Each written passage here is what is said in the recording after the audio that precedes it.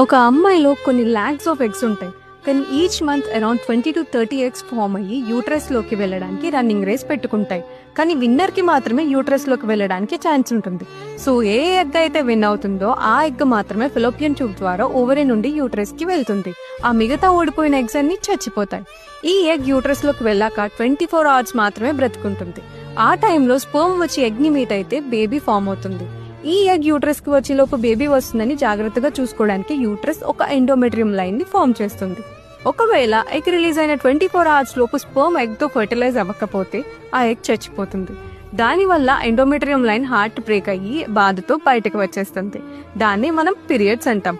దీనివల్ల stomach pain, back pain, weakness, irritation, mood swings, food cravings ఇలా చాలానే ఉంటాయి.